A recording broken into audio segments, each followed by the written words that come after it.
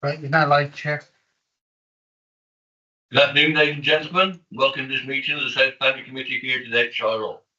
You're not expecting a fire drill. In the event of the alarm sounding, please leave the building and gather at the front of the building. I'm obliged to tell you that this meeting is being live streamed and recorded.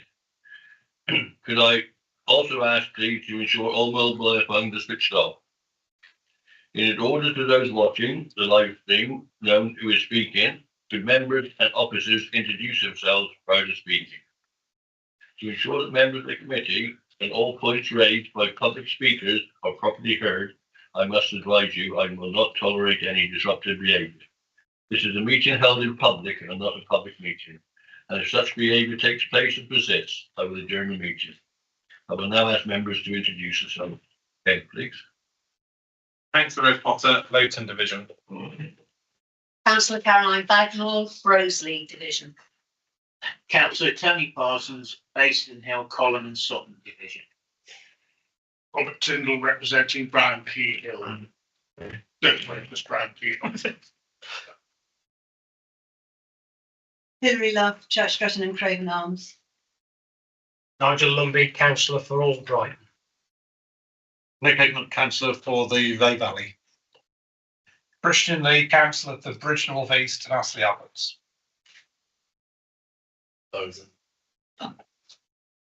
Sarah Jones, Senior Planning Officer. Then Parker, Senior Planning Officer. Charlotte Morrison, Development Manager. David Evans, councillor for Craignoe and Pitchstretton, and also chair of this committee. James Felton, Solicitor. Mike Davis, Consultant Planner. Tim Ward, Committee Officer. Thank you. Apologies for absence, please. I believe we have apologies from Richard Hopper and Andy Boddington. Are there any substitutes, please? No substitute, Chair. Okay. To confirm the meeting, minutes of the meeting held on the 20th of February. Please have a proposal for the minutes, please. Thank you. Second, all in favour? That's unanimous. Thank you. Public speaking, public questions. No public questions, Chair. Disclosure, community interest, please. Members got the interest? Community otherwise? No? Okay. Item number 5 is Concord College, Acton Burnell. Chairman, can I just apologise for not being at that site visit or the previous one?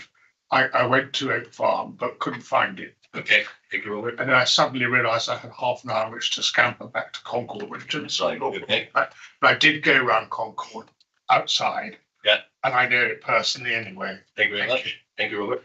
Right. Item number 5, Concord College. Good afternoon. Lynn Parker, Senior Planning Officer. I'll be presenting this item. This application is for a new 3-storey boarding house with 60 ensuite bedrooms, staff accommodation, re-provision of car parking spaces, resurfacing of private track, tree removal and hard and soft landscaping. It's proposed to be located adjacent to existing boarding houses in the northeast section of the campus. The proposal comes via the development of a master plan strategy in which inadequacies in the current boarding facilities were identified. A number of the existing boarding houses do not have ensuite facilities and offer limited flexibility due to the need to separate boys and girls accommodation. Next slide, please. This location within the campus has been specifically selected as the most viable for a number of reasons. It's not within the conservation area and it's furthest away from the list of buildings and scheduled ancient monument at the site, limiting intervisibility with them. All of these heritage assets are located in the western half of the campus. The facility would be located adjacent to the 2 most recently constructed existing boarding houses, which are directly to the south. Its specific siting within this area is limited by the presence of ground source heat pumps immediately to the east, which serve Taylor's boarding house, and the boardwalks ground to the west, on which there is a covenant preventing permanent structures. Next slide, please. And you can go through these gradually as the floor plans. So there's 3 of them. The scale of the boarding house is determined by the number of bedrooms required and is 3-storey to limit its footprint. It's designed to meet the national minimum standards for boarding schools, with each bedroom having an ensuite shower room and toilet. The layout allows for increased access control to internal corridors to allow the building to be divided in multiple ways, both vertically and horizontally, to house boys and girls securely in the same building. The inclusion of common spaces for cooking and socialising, college staff in situ with boarding parents' living accommodation, and an assistant house boarding parents' apartment and a tutor bedsit. There will be level access thresholds on all entrances and exits, and 3 accessible bedrooms with accessible shower rooms at ground floor level. If you can go through the next 3 slides there, slowly there, the elevations, please. The proposed boarding house is of a commensurate scale with the adjacent existing boarding houses. Resulting from a design development process, its final form is proposed to break up the facades of the building, soften its appearance, and to reduce its perceived massing. In response to concerns raised by consultees and public representation, the height of the building has been reduced and the materials palette amended. Darker, more recessive finishes are now proposed: black brick replacing red, and a darker stain indicated for the timber cladding alongside the facades and roofing proposed as was submitted. The proposed design and form of the building have been carefully compiled to both minimise its mass and to introduce materials and shapes that could aid integration with the surrounding environment. This design and form also avoids an overly institutional appearance to the boarding house. Next slide, please. The landscape and visual appraisal submitted in support of the application concludes that the selected site would at worst have a moderate adverse effect. Shropshire Council Landscape have confirmed this appraisal to be generally reliable. The landscape strategy has been amended to increase provision by introducing semi-mature evergreen trees to screen the proposed development from the north, and a change in the management of the boundary hedgerow to allow it to increase in height alongside the woodland buffer to the east. As members will notice there is the main areas of planting are around the boarding house and along the northern boundary. Is that, sorry, Chairman, is that the boarding house at the top? In the top, yeah. The white area, Yes. thank you. If you could continue to the next slide, please. And then the next one. And then flip back to the first one, please. Thank you. Can you just stay on that one for a moment?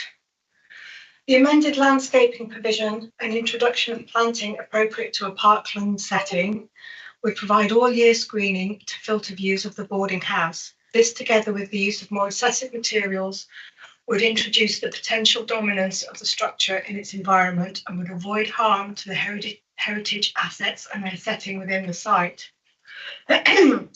Concerns in relation to the impact of the proposed development on the surrounding landscape and the site's historic environment, including the Acton Vernal Conservation Area, have been addressed sufficiently for there to be no objections remaining from Shropshire Council Landscaping or Conservation. Biodiversity net gain is indicated as an on-site provision amounting to 29.7% habitat units and 123.7 hedgerow units. Members will see that this is a view on the northern approach of the proposed boarding house as submitted. And if we can go to the next slide, please. This is the image as amended, so with the muted colours and the additional planting. And if we could go to the next slide, please, to finish. This is a materials palette slide. Since the application was first identified as requiring a committee decision, further documents have been submitted in relation to some of the proposed recommencement conditions, and the consultee responses for these are reported in the additional representations. Information submitted has already fulfilled the requirements of condition number 4, which is for the foul and surface water drainage, and negated the need for it now. Comments from Shropshire Council Highways were received late yesterday after the additional representations had been published. These confirm that the construction management plan submitted in respect of condition 6 is acceptable, and that therefore this condition can be translated from a pre-commencement condition to a works in accordance with the CMP condition. Information submitted in relation to proposed condition 6, which is the construction environmental management plan, and 7, the landscape management maintenance plan, requires some minor alterations to be found acceptable. Therefore, members are requested to support the officer recommendation for approval, with alterations to or removal of some of the pre-commencement conditions being dealt with under delegated powers. Thank you. Thank you very much. We have Councillor Paul Harrison from Burnham and Broadway Parish Council.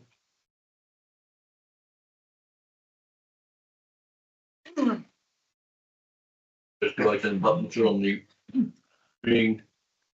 You have 3 minutes. 3 minutes to address the committee. Thank you. Good afternoon, and thank you for allowing me to speak with you today. As you will have seen from the comments we've already posted, the Parish Council is generally supportive of the expansion of the college and has always supported college activities. Previous developments, as the committee members who visited the site this morning will have seen, have been contained well within the curtilage of the college grounds. In extensive grounds that they are, they've been secluded and also secure. The current plans cause a lot of surprise and consternation amongst residents, as they seem to break with previous with the previous approach in terms of siting a fairly extensive 3-storey building right immediately adjacent to the roadway. And that roadway, although it seems to be a minor road, is actually the main route for people going to and from the area to join with the A458 travelling south from there, which may not have been appreciated this morning. Building is also located almost at the brow of the hill on rising ground, so it's visible from a very large area around around the locality, which again you'll have seen this morning, those who visited site. There's a number of mitigation issues or ideas have been put forward, and the plans have been altered going along, as Lynn just explained. Although again, some of that screening obviously will not, in terms of trees, etc., will not be fully developed for 10 to 15 years following construction. And in winter time, it'll be less shielded, and obviously there will be lighting throughout the night to light stairwells, etc., which will be visible for many miles around, with or without the trees, to be honest. The reasoning for positioning the building there seems to have been mainly financial. It would seem to the casual observer at least, particularly the desire not to have to disturb the ground source heating array, which is already installed. Although again, people have seen today who visited the site, there would appear to be ample space to put a building of that nature sited to the south of the existing plan, and still within the grouping of the other new halls of residence which are present on the site. And we don't believe that option has been fully explored, other than the concern about the ground source heating. And having made the decision that that's where it's going to be, obviously the BEA report with regard to the siting, etc., really seeks only to try and mitigate what in the parish view was a bad decision in the first place, which it does obviously do to some extent, and that's appreciated. But again, surely a comparison with an alternative siting, I think, would have concluded that it would be better to move the building further back from the road. Okay, thank you very much. I appreciate the time. Yeah.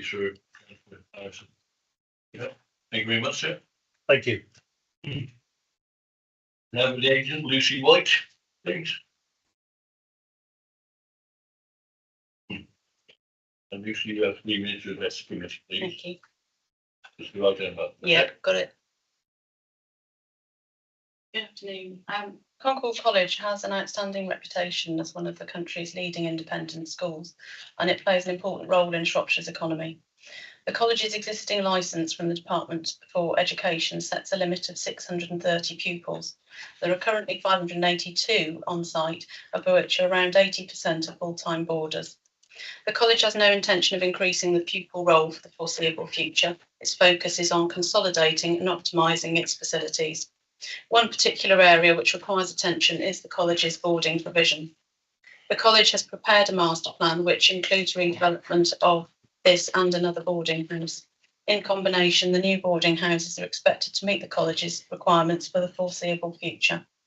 Following an extensive site search, this site was selected as the most suitable for a new boarding house.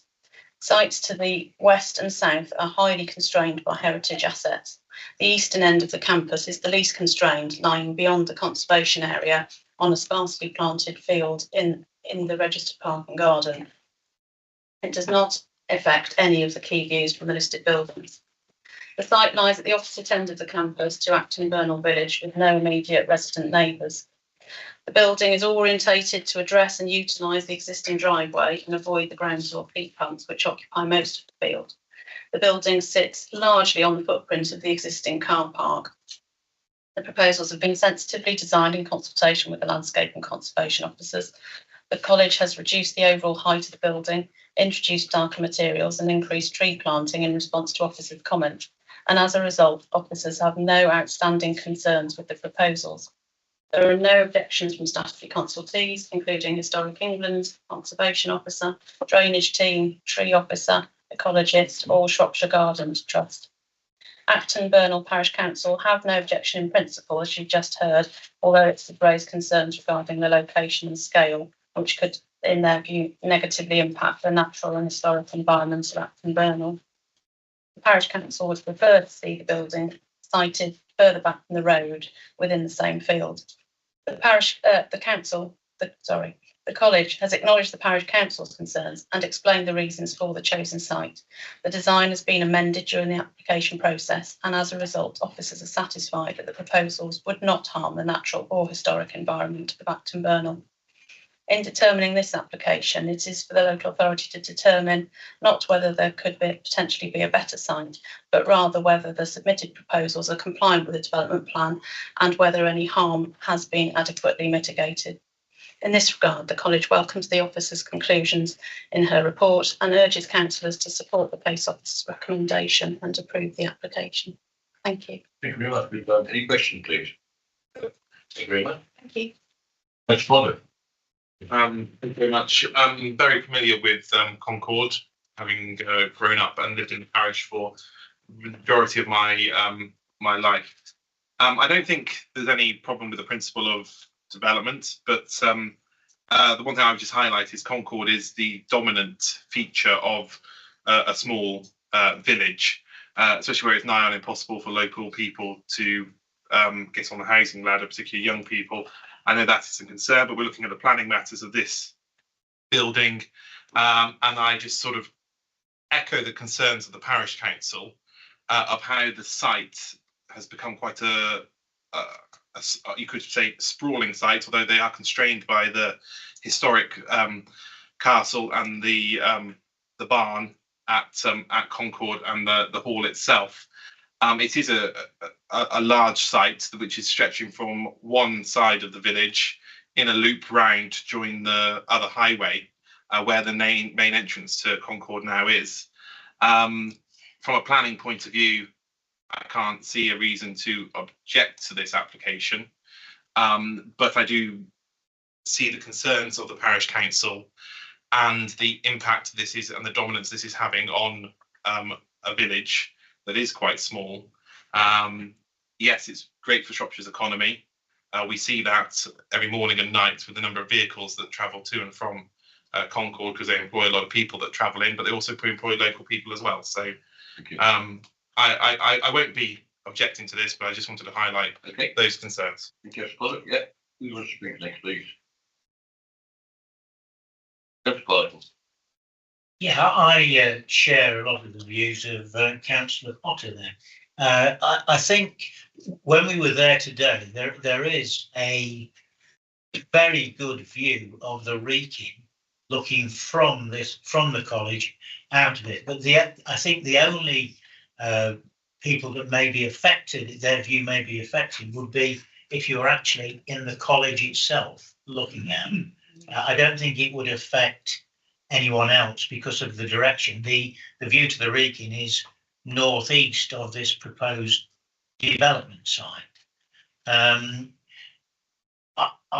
Whether it could be closer to the second of the two boarding houses that are already there, I accept the proposal put forward by the applicant that there are reasons as to why it is bordering the road here, and I think I would be supporting this application. Thank you. Thank you.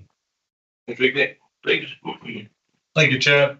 I'm reasonably happy with this application. Yeah, I think the landscaping proposals are very good. The mat of the building is similar to the blocks adjacent to it, so no problem there. Possibly moving some borders from houses presently used in the village might actually free them up for locals, which I think is a good point, and has just been referenced sort of by Councillor Potter. So if that does help with local residents, then that's a good thing. I do understand why the location has been proposed as it is, and I would be happy to support this application. Thank you. Thank you. Thanks a lot. Yeah. Right, we've heard the speakers, we've heard the councillors. Is anybody prepared to make a recommendation, or? I'm happy to, if you. Yeah. I went on my own to look around. I know Yeah. the place quite well. Okay, so Councillor Tyndall proposes you support the application. Have you got a second of it? Councillor Christian Lake is a second. Okay. Unless with conditions, any conditions with delegated the officers. Yeah, okay. Right then, we're going to take the vote station. So we're voting in favour of the application with all the delegated conditions, delegated the officers. Thank you. Just going through members now according to the list. Councillor Bagnall. All. Councillor Hignett. Or Councillor Lee. or Councillor Luff. All. Councillor Lumley. Four. Councillor Parsons. Four. Councillor Potter. Four. Councillor Tyndall. Four. And yourself, Chair. Councillor Ford. Unanimous, Chair. Thank you, that's unanimous, thank you very much. We now go on to item number 6, which is Oak Farm Family. And it's the silent, did it? Right. Well, Mike Davis, consultant planner, introducing this item. There's quite a long history with this site in relation to unauthorised development taking place over a number of years. And we saw that this morning when we did the site visit. And this application effectively is now retrospective to deal with a lot of the development which has taken place. I think that the main issues in relation to this now is that the site is situated in the green belt. However, all the development is agricultural. So the main issue effectively comes down to whether the amount of development required is appropriate in relation to the actual use taking place there. Because agricultural development in the green belt is an appropriate use in itself. So effectively, the main consideration in relation to this has to be the amount of development on the site. Obviously, we went there this morning. This is the actual site where the development is. There's a number of other land holdings which the applicant has in their ownership. I know it comes to about 21 acres spread over 5 areas of land. This being the main site itself, and one with the development on. As we saw this morning,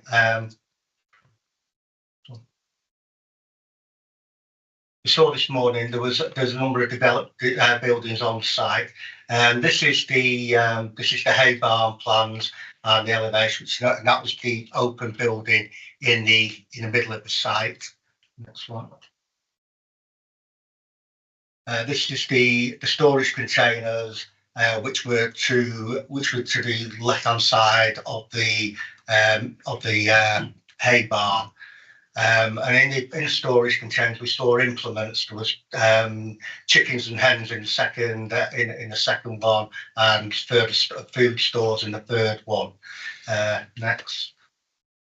This is the goat pen which we saw, which is it's situated in the far corner. And what we saw this morning was inhabited by goats this morning. Next one. This is the pig pen enclosure. This at the moment is still being developed, and this is situated further away towards the south end of the site, it's quite a way away from residential properties and any sensitive receptors. But in terms of the actual size of it, it's quite small. We heard this morning we're looking at having 5 or 6 pigs on there, so I think in terms of that environmental health, I haven't got any concerns. Next one. This is the actual original storage unit which was approved. Now, the members may recall the original approval was for a unit which was half the size, which was subsequently ended up being subject to an enforcement case, and we then sought. Which then allowed appeal by the Secretary of State. That was in relation to the uses on the site. So as a result of that, we then invited an application to regularise the size of this unit as well, alongside the other units. So effectively, we're dealing with a retrospective application for quite a bit of agricultural development. But I think what's clear from the site visit this morning is that everything is in agricultural use. I think the issue really comes down to the scale of that development. We've got a report from Brown Rural Surveyors which justifies that, and in the absence of that, in their professional view, and also following on from the comments of the parish council, they submitted an addendum, and I'm satisfied in terms of that. That provides a robust basis to recommend approval. Thank you very much. Now call on Councillor Richard Cotton, please.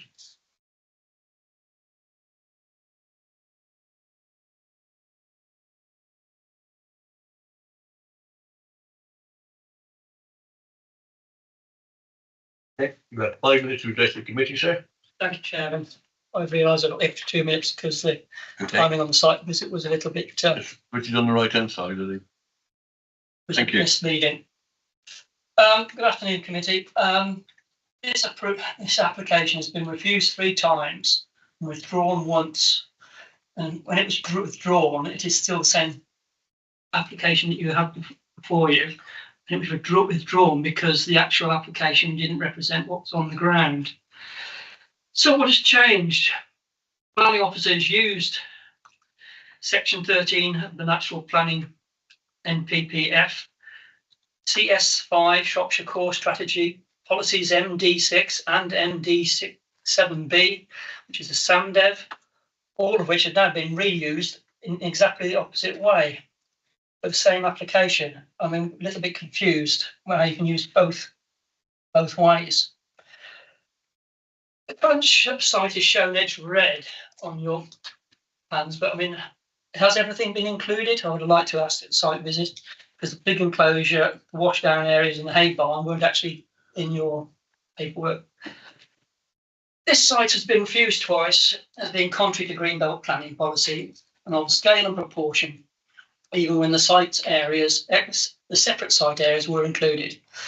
The inclusion is, however, contrary to the judgment made in the case Fuller versus Secretary of State for the Environment in 1988, which found that separate areas should not be included in scale assessments. The scale and proportion for this application should be based on the 3.75 acres of the site only. So the Environment Agency says the borehole was not, and the water supply borehole was not their department. So where is the correct department's report? for the site protection zones that should be made for these 2 water boreholes, which are now which will be compromised by the septic tank and soakaway. Highways can't comment as no details of the proposal access widening have been provided. So what are you approving? The application for the erection of agricultural buildings and operational development does not comply with permitted development class B, developments for agriculture units under 5 hectares. B1, within 25 metres of a public highway. D, within 400 metres of protected buildings. B2, F, within 5 metres of the site boundary.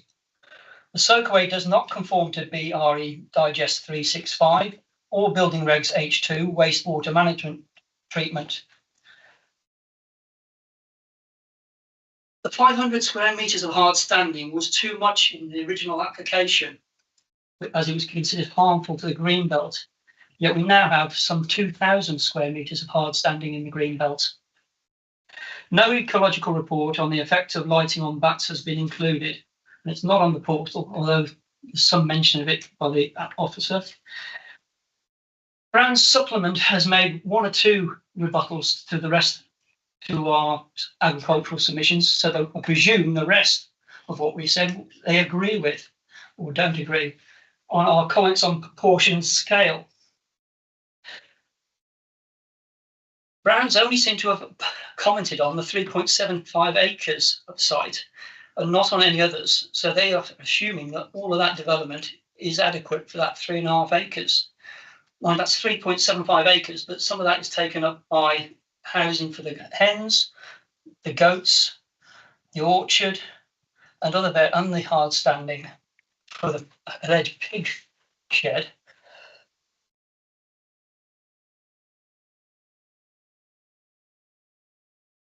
And on for the site visit, which I did turn up to 5 minutes early, but as I arrived, you were leaving. I would like to have seen that, just check the list of the equipment that was on site. And have you visited the rest of the sites, as these appear to be being included in the application? So has the officers visited the sites to confirm they actually exist, or if there's any buildings on those sites? It doesn't seem to have been a complete assessment of everything that was being put before you. I would also have liked to know what baler they use, because in the Brown's agricultural assessment, they talk about square bales and round bales, but they don't use contractors. So what is it? Because some of their production figures are quite pretty good. I'd be contacting the Guinness Book of Records if it was me doing that. I mean, the drinking water, were you shown how close the septic tank was to the borehole? Were you shown the borehole? Because the soakaway is literally 10 metres away. It should be 50. So the whole new septic tank system and soakaway would need to be installed. But thank you for listening. And Parish Council's request that you reject this Any questions, please? application. I would welcome questions for an application. Thank you. Thank you very much. Thank you. I call Mr. Colin Taylor, please. Member for that board. Thank you.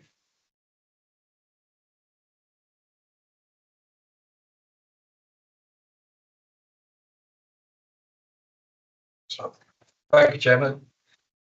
I understand that there's some submission from the Clatterley Preservation Society. But unfortunately, I don't believe it's been circulated to councillors. So with your indulgence, Chairman, I'll read that and then I'll gallop through my own 5 minutes into it. notes. Okay, thank you. I write on behalf of the 100 members of the Clatterley Preservation Society and refer to the above application, which is before you.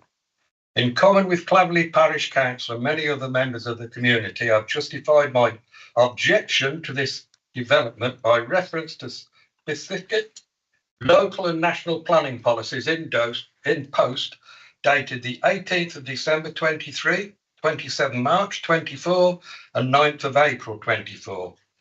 The details are available to see on the planning portal, but I would draw your attention as an example to note 9 of my comment dated the 18th of December 2023, which was as follows. The development does not comply with policy MD7B, which says at 3, planning applications for agricultural development will be permitted where it can be demonstrated that the development is A, of a size, scale and type which is consistent with its required agricultural purposes and the nature of the agricultural enterprise or business that it is intended to serve. B, it is well designed and located in line with CS6 and MD2 and where possible sited so that it is functionally and physically closely related to existing farm buildings, and C, there will be no unacceptable impacts on environmental quality and existing residential amenities. Whereas 1, the proposed buildings and operational developments are not demonstrated to be essential for the agricultural business, nor be consistent with essential for any agricultural business that might in future be sustainable on the whole 3.7 acre site owned by the applicant.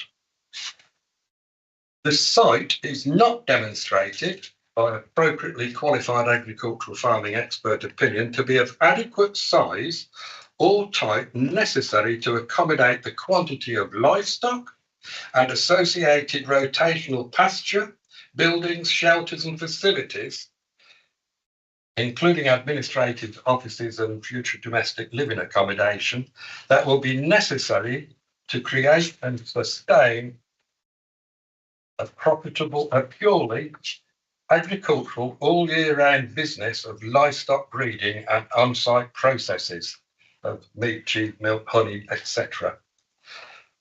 The apparently substantial loss-making agricultural business will clearly not generate funds sufficient for livestock, land buildings and engineering installations to be properly cared for or maintained in a prominent green belt location, creating unacceptable impacts.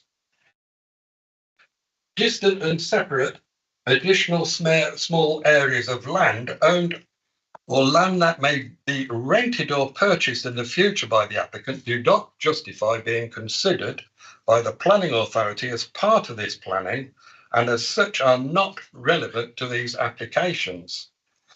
The development is not demonstrated by the applicant either to be of appropriate size and scale, consistent with the intended uses, or to be genuinely required for the proposed agricultural use of the land. Remember, 3.75 acres. The development is of inappropriate design for an open green belt location and are not located close to existing farm buildings or similar agricultural activity. The shipping containers in particular are not designed for agricultural purposes. The development is located where there will be adverse noise and smell impacts upon environmental quality and residential amenity to the existing Edwardian houses immediately to the north and the established open space leisure facilities, Cradley Cricket Club immediately on the south side of the site. The data and opinions expressed in specialist noise and odour reports demonstrate that at times unsupervised additional noise and odours will affect immediately neighbouring long established residential and leisure land uses. Sorry? You sum up then. Oh, sorry, okay. The proposal represents an inappropriate form of development in the grain belt, which is inconsistent with and disproportionate in scale to the agricultural activity being performed on site and the land holding. The proposal is therefore considered to be contrary to both national and local planning policy, specifically S103 of the NPPF and policies CF5 of the Shropshire Core Strategy and policies MD6 and MD7B of the Shropshire Sites and Management of Development Plan. Thank you. Any questions, Chairman? Yep. Thank you very much. No plans. Yeah. Right, one more speaker, Victoria Wood, please. And with the agent for the applicant, please. 15 minutes from addressing committee. Thank you. Thank you. Thank you, Chair, and good afternoon, members. Firstly, we welcome the recommendation for approval from your officer. The application seeks retrospective planning permission for the operational development at the site known as Oak Farm, an agricultural small holding and lifestyle business for the applicant. The development has taken place, has been done so to meet the needs of the enterprise and the applicant's established holdings and their ambitions for the site. The application proposals relate to the construction of buildings for the purposes of agriculture, which is an appropriate form of development in the Greenbelt in accordance with National Planning Policy Framework and Local Plan Policies CS5 and MD6. It is important to note that within the relevant policies, there is no requirement to assess agricultural development in terms of its impact on openness of the Greenbelt. Simply, on the face of it, it is an appropriate form of development. The scale on development on site is commensurate to the agricultural operations taking place. The applicant's agricultural consultant confirms the scale of development, the range of equipment owned by the applicant are all reasonable and justified given the total size of the applicant's holding. It should be notified members that in addition to the application site at Oak Farm, the applicants own and lease other land within the local area, which form part of their wider holding. This allows them to cut grass for feed and rotate grazing as appropriate and to ensure sustainable practices on site are maintained. Building on site as constructed are all agricultural in appearance and in keeping with the site's rural location. The site is well maintained and the applicants seek to operate the site responsibly. The submitted noise and odour assessments and consultation response for your environment protection officers confirm that the development does not give rise to any amenity issues or concerns in these regards. The applicant is committed to the sustainable and responsible operation of the holding and have invested in improvements in the site, including a scheme of tree planting and in addition, the installation of beehives to help encourage local wildlife and biodiversity. We note that your highways officer has requested additional information in relation to the provisions of visibility displays. However, in response to the previously withdrawn application for much the same development, officers had no objection to the proposals on highways grounds, and the level of information now requested appears disproportionate to the development proposed. In any event, should members feel that the additional highways information is required, we believe this could be dealt with by way of condition. I therefore respectfully ask that the application is approved. And thank you all for your time this afternoon. Thank you. Any questions, please? Yep. Okay, thank you. Just to remind members, we're discussing the application before us today. You're not wandering off. All right. So, they'd like to speak first, please. Nick? You went on the site visit. Okay, Chair, yeah, I'll go first. We're talking about 3.74 acres here. But in 6.8.3 of the report, it suggests that other land used by the applicant can be taken into consideration as it may be served from this site. Now that, although it's a little bit confusing and it has been suggested otherwise, I've got a couple of brothers that are farmers, and in the same way that you would expect a farmer to service different patches of land, which may not all be joined together from one base, then I would expect that this application from this site would be able to service other parcels of land, particularly when you're talking about growing crops for feed and that sort of thing. So I do understand that side of it. I'm not convinced there'll be any noise or odour issues to neighbouring residents because I couldn't see any neighbouring residents from this site visit today. Admittedly, there is a cricket ground right next to it, and I do note that the cricket club has already planted trees along the boundary, and I would suggest that perhaps further hedging by the applicant would help to further screen this from the cricket ground. I do note they've made efforts to move the bees further away, although I think they're still fairly close proximity to the cricket ground, but hopefully there'll be no further issues with that. I am still considering this application. I would like to listen to further debate before I make my decision, but from what I saw of the site this morning, it seemed to be a very well organised, very well run operation. It didn't seem to me as if it had been tidied up and made presentable just for the sake of our visit. Didn't appear that way to me. We did have a walk around the whole of the site, including the proposed piggery as such, which it all seems to be for fairly small scale numbers. I've probably got more chickens wandering around my garden at this present time than the chickens that are on site, and they are rare breed.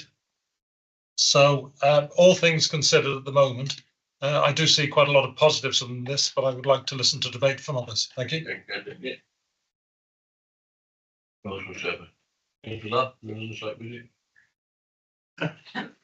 Speak up. I echo a lot of what Councillor Hignett saying. It was quite tidy when we got there. There were a number of goats in the pens, and they were obviously kidding. There was a couple of being born that day. You couldn't see any other properties apart from the cricket site at the top, which does need, and I would agree, does need extra screening putting up to protect that. I wouldn't mind just having some clarification about, because we didn't talk about the bore water, the water this morning. Maybe some extra clarification on that would be helpful from the officer. But otherwise, you know, with that reassurance, I think I would possibly be supporting this application. Can I come back in, Mike? Yeah. Yes, we consulted Severn Trent, and we also consulted Environment Agency on it, and they didn't wish to comment. They just suggested standard advice. They didn't see this as an issue. Obviously, Parish Council are concerned in relation to pollution, but I don't know quite what the borehole serves apart from that. I don't think it actually serves the area itself. I think it's that site that, because, and it's a small borehole. That's my understanding. Okay, Councillor Bagwell, please. Thank you. Yes, I was on the site visit this morning. I found it very interesting. It's yet another example of an application where you could look on paper and have one opinion, and then you actually see the site in person, and things become a lot clearer. I'm not a fan of retrospective planning applications. It's too easy to be seen as a way of circumventing the planning rules. We'll build it, and then that it'll be harder for them to say, take it away. However, looking at the site this morning, I have to say that I was impressed by the quality of the building that had taken place and the care that had been taken to ensure that the buildings were sort of blending in with the surroundings. The site is in a bit of a dip, so it's not easily viewed, although from towards the top of the site, obviously, it can be viewed from the cricket club. I was also impressed by the way that, that the care that had been put in to ensure sort of enrichment activities for the livestock and so on. I would feel on balance, having said that I'm not keen on retrospective planning applications, on balance, I feel that quite a lot of effort has gone into making sure that this is a quality build, and under the circumstances, I'm minded to agree with this, to approve. Thank you. Mr. Farton, please. Councillor Bagnall's really covered most of what I wanted to say there. I mean, when I read this before going on the site visit, I was fairly negative to this application for a number of reasons. But having seen the site, I am now more positive with regards to the application. The area that we're talking about in terms of the development is at the very bottom end of the land, and is largely hidden from, well, I couldn't see any other properties as a result of looking at them from where these buildings actually stand. And you can't see the cricket ground from this area either. You need to go up the field by the goat pen and where the plan is to have the piggery before you could see the cricket ground. And so I don't think this looks like it's going to be cause an issue with neighbouring residents in terms of the proposed development here. And so I would be prepared to support it. Anybody else wish to comment, please? Councillor Holden, please. I think everything's pretty much been said, although it's interesting, we're talking about this is obviously open country and open countryside, green belt. The difference, I suppose, with the previous application that we just approved for a business, this is a business of a large building being built in open countryside. There's not a lot of difference other than the green belt here. It's the green belt that gives me some concern. However, we sat on a planning appeal for a large scale solar farm in the green belt that was approved. So I'm probably minded to support this application. Okay. Who else wish to speak, please? Mr. London? Mr. Tittle? No, I didn't go on the site visit and couldn't even find the site. I think I'll just be quiet. Yeah. For once. Okay. Right. Is somebody wishing to propose? Sure. Yeah. Yeah. Can I have a proposal, please, on one way or the other? I'll propose it. You propose to go with the officer's recommendation and the conditions be delegated to the officers, including the borehole and the extra planting towards the cricket ground. Yeah. Okay. Can I have a second? I'll second that. You'll second that. Okay. James, to take the vote, please. Chair. Yeah. Well, there was a condition regarding the access highways wise for the displays and. Okay. We'll put that in with the condition as well. Delegated to the officers. Okay, James, thank you. Thank you, Chair. Just working through members, Councillor Bagnall, 4, Councillor Hignett, 4. Councillor Lee, 4. Councillor Luff, 4. Councillor Lumby, 4. Councillor Parsons, 4. Councillor Potter, 4. Councillor Tyndall, Abstain for the reasons I've given. and yourself, Chair. 4. That's approved, Chair. Thank you. 81. Lovely, thank you. Thank you, well. Item 7, Larry. The lodge, Foregate, Barnes, and Sarah, please. Laura Jones, Senior Planning Officer. This application proposes the removal of conditions 11 and 13, attached to Planning Permission 17/02852 FUL, a bungalow constructed under the council's single plot exception scheme. As stated in the officer report, these conditions restrict the size of the dwelling to 100 square metres and withdraw the usual permitted development rights that accrue to dwellings. The reason for the conditions is stated as to maintain the affordability of the bungalow going forwards. However, the planning permission is also subject to a legal obligation that restricts the value of the dwelling house. The legal obligation restricts the resale value to 60% of the open market value of the dwelling as if it were 100 square metres, effectively excluding any subsequent extensions or conversions or alterations to the development from the value. The council's supplementary planning document indicates that it may be acceptable to enlarge an existing affordable house to accommodate the needs of the existing household when there are genuine difficulties faced by growing households. And in this case, the applicants require more space due to the changes in the household formation. Members should consider the reasons stated for the conditions and the 6 tests that planning conditions are required to meet.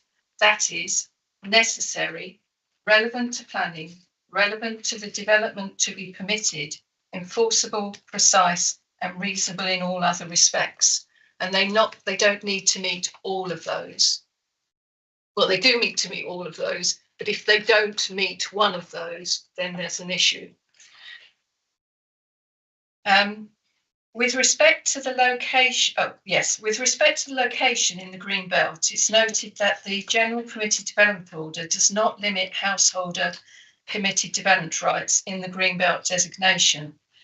The National Planning Practice Guidance advises that conditions restricting the future use of permitted development rights will rarely pass the test of necessity and should only be used in exceptional circumstances.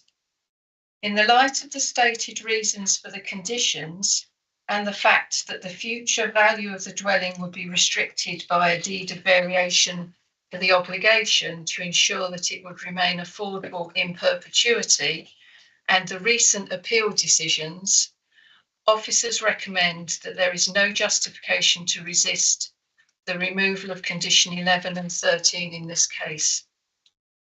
A deed of variation will be required to the legal obligation to refer this to this varied planning permission should members resolve to approve the removal of these conditions. Delegated authority is therefore requested to officers to secure this and then grant permission. Thank you. Thank you. We have some speakers on this again. We have Colin Taylor, the local member.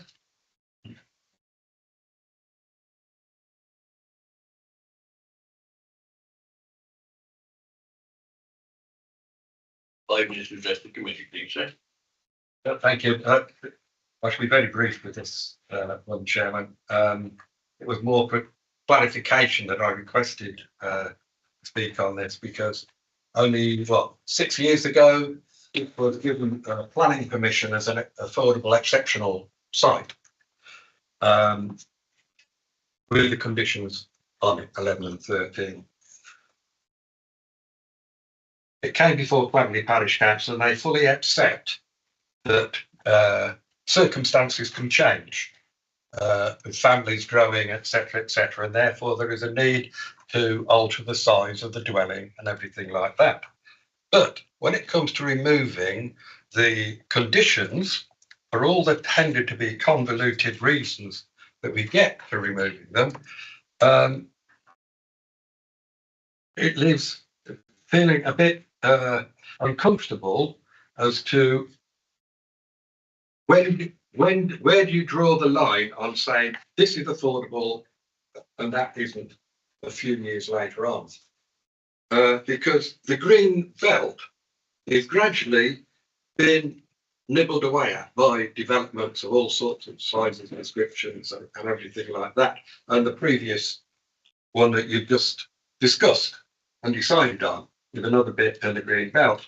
And I know that there's another affordable site coming up, not a mile away, coming down the pipeline.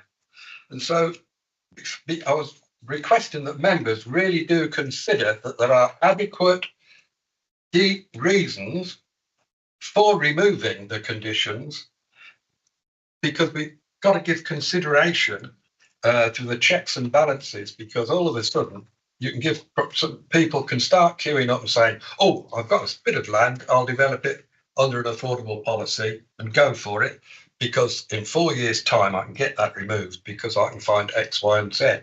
So all I was requesting, Chairman, is that really full consideration is given before you just wave away these conditions. It was as simple as that, Chairman. Thank you for your indulgence. Thank you very much. Tim. Yes, I take Councillor Taylor's point entirely, except for I think we have to presume, and I certainly accept the planning officer's interpretation of the particular circumstances. Am I? You can take the other speaker first if you like. I'm so sorry. Okay. Trouble again. Councillor Tyndall. Right, now have Alex Bruce, please, agent for the applicant, please.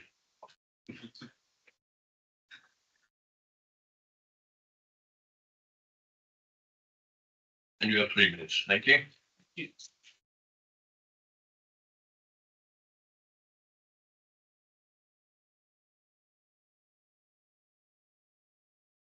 Good afternoon. My name is Alex Bruce, agent for this planning application. This is the first submission of the application and comes about as a result of the applicant's needs as her children get older.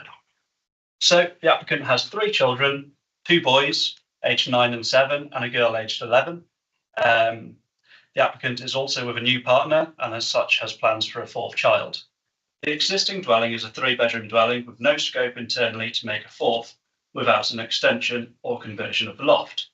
The council's SPD indicates that it may be acceptable to enlarge an existing affordable house to accommodate the needs of the existing household. That's exactly what's happening here. Furthermore, the SPD acknowledges that it may not be possible for occupants to move to a new house due to the chronic shortage of affordable housing. There are a number of recent appeal decisions that have concluded that the future value of the original affordable dwelling can be limited to 60% regardless of any extensions. These 5 appeal decisions approved are essentially identical applications. The parish council raised a point relating to Greenbelt. However, the GBTO, the General Permitted Development Order, is created to take account of any land designations and limit permitted development accordingly. This can be seen how it limits development on Article 2.3 land, such as Shropshire Hills AO and B. The element of Greenbelt was raised in relation to Condition 11. The reason Condition 11 was imposed was not as a result of the site being located in the Greenbelt, but instead related to affordability. The affordability of this dwelling won't change. It will stay at 60% of the original dwelling. It is important to note that the Shropshire Council Housing Enabling Team are supportive of the opportunity for the family to create additional bedrooms in the roof space subject to the deed variation. The future value of the dwelling can be restricted by the deed variation to ensure that it remains affordable in perpetuity. For all these reasons, it should be approved. In addition to the planning practice guidance, which advises that PD rights will rarely pass the test of necessity and should only be used in exceptional circumstances. Thank you very much. Thank you. Any questions, please? Yeah. Thank you very much, sir. Right, Councillor Tyndall. Thank you, Chairman. You're most benevolent most of the time. All I was going to say is that, in my view, with a single plot affordable dwellings, it's better to relax that rule where a family is growing, given the fact that it remains 60% of its size of the original house, rather than the family having to go and seek another plot for an affordable dwelling in the green belt. So I think my own view is that this should certainly be approved. Thank you, Councillor Tyndall. Councillor Lumley, please. Yeah, members will know that I'm not a great lover of single plot affordable homes. Yes. However, I understand the need for them. But what we've got here is actually a catch-22 for the people that are the residents in it, because they can't move to another affordable house that's 60% of the value, because that's limited in size as well. So would you believe I'm actually going to support this, because there's no actual way out of it and they're only building up. Councillor Parsons, please. Yeah, I'm not opposed to the proposed development of this property, but I just wonder, I mean, at the moment, it's got a price limitation on it of 60% of the original value. Couldn't it have a price on it of 60% of the new developed value? I.e., would still remain affordable for someone buying it in the longer term. Anybody want to come back to Sarah? Oh. Yeah. The issue is that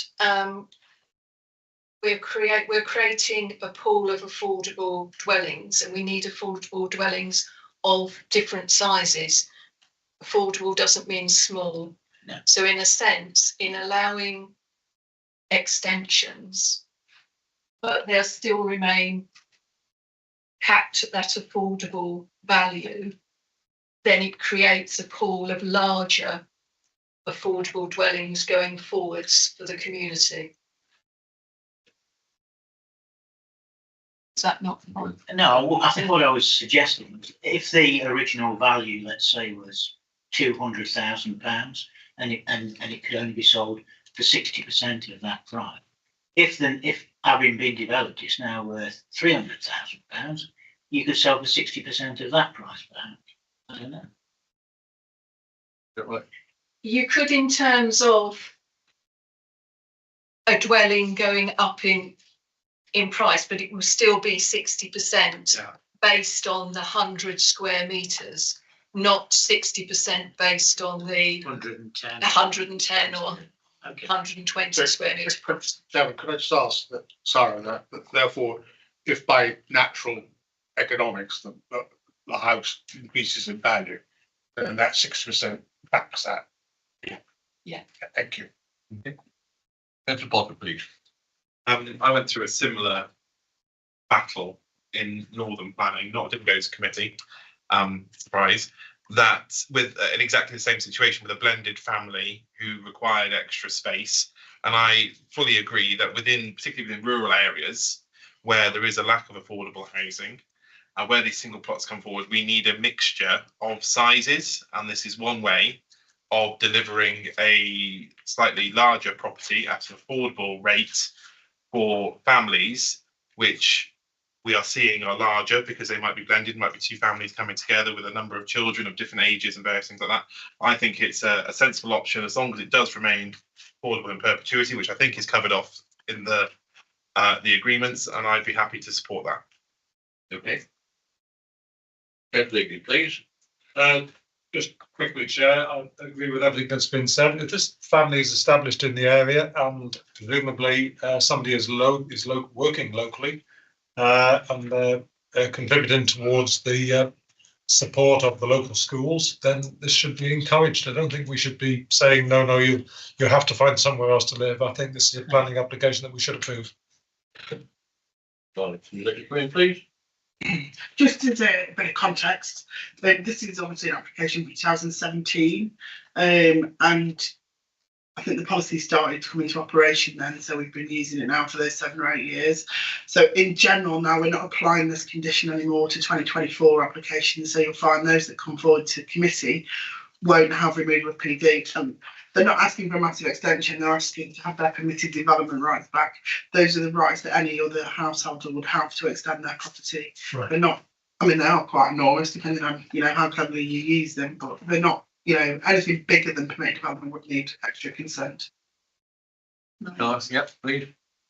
The other issue with this is actually, Tim, if you could just move on to I think there's some more slides, isn't there? Back one to the side.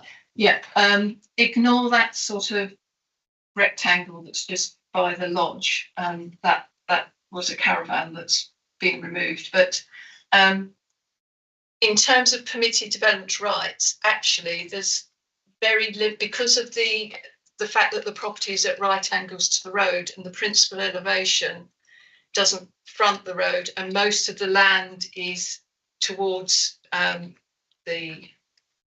hopefully that's to the east. Yeah. It's a north. It's to the east. There's actually quite limited permitted development rights for extensions. So you could go possibly to the rear, to the west, to the land to the west, and there's potential for side extensions. But the majority of that site is not going to meet the conditions and limitations for extensions. Yeah, can I just get my mind clear that I understand the rule that if you apply for a single plot of it mustn't be more than 100 square meters initially, and you also agree to having your permitted development rights removed. And so if you want those permitted development rights restored, you have to apply for planning. Have I got that more or less right? Historically, we've withdrawn permitted development rights, but because of appeal cases that we've lost recently, and also because of the change in the NPPF, which says that you shouldn't really do that. Right. We won't be putting on that condition, withdrawing permitted development rights in the future. However, they do have to, when they come in initially, be 100 square metres, not more than. And also we would limit the value as we've talked about Yeah. through the legal agreement. So you. Yes. Thank you. Any other speakers, please? But recommendation here is the delegated authority be given to officers to secure a deed of variation in section 106 agreement to ensure that the dwelling will remain affordable in perpetuity and grant permission subject to conditions as set out in appendix 1. So if we want a recommendation, we approve it, and then we delegate all the deeds of variation to the officers, and that's how it can be dealt with. Okay. Yeah. Am I right there, James? You're right. Okay, so if anybody wants to make a proposal.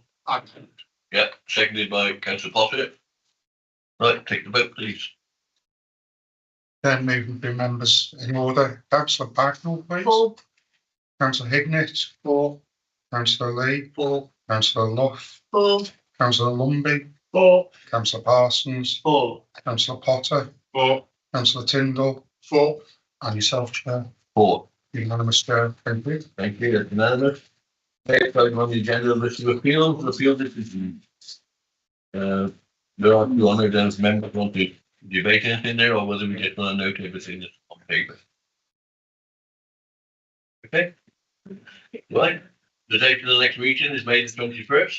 That's a 5-week interval. Is that because of the May Day bank holiday? Like from the annual meeting. Oh, council perhaps. Right, okay. Right, I'd just like to thank all the officers for the hard work. Thank you for all going on the site with it this morning. Thank you for the members of the public who turned up and the councillors. Thank you. And have a safe journey out. Thank you. Thank you. Thank you.